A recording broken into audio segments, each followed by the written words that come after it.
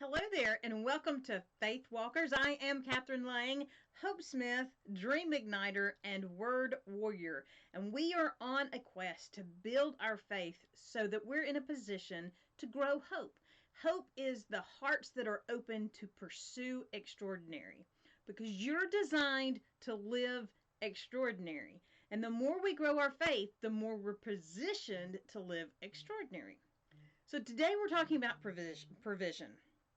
God's provision never fails. Never. God always provides the provision we need to do what he has directed us to do. When God told Elijah to go to the bend in the river, he provided for him there. When God told the Israelites to cross the Red Sea, he provided for them there. When Jesus told Peter to go fishing so they could pay the taxes, surprise, surprise, the fish had gold in its mouth. So God always provides the provision we need to do what he directs us to do. Now, for many years, my husband and I struggled financially. We were just not where we wanted to be. And I complained a lot. I was like, God, you promised you're going to do this. You promised that you're going to give us your provision. And here we are. We're living on breadcrumbs and bird poop. And I remember making that complaint and hearing in my spirit the idea that if I wasn't happy where I was, it was time to move. But do we really want to move? Do we want to give up where we are, what we've built, what we're doing, and move?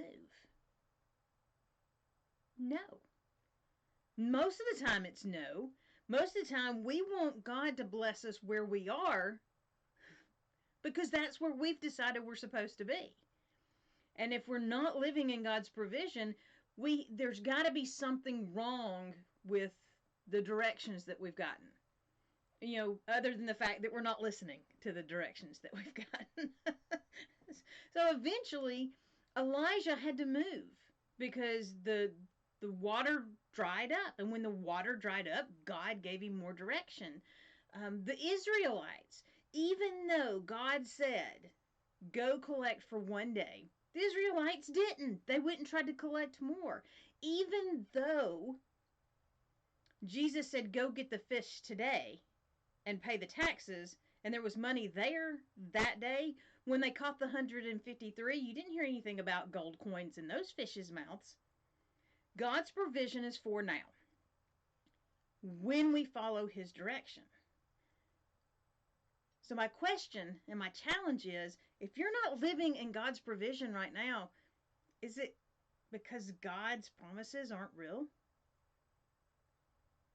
Is it because what God has promised us isn't for us? What God has promised in Scripture isn't for me particular?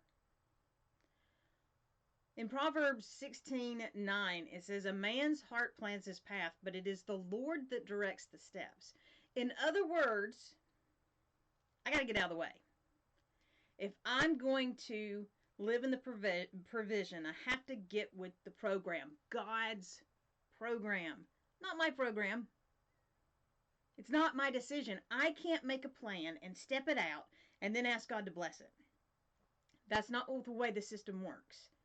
I do need to make plans, but then I have to listen for that still small voice. I have to pay attention to what God is doing around me. I have to be on the lookout to see where God is at work and then join him, because when we see him at work, it's his invitation to us to join him.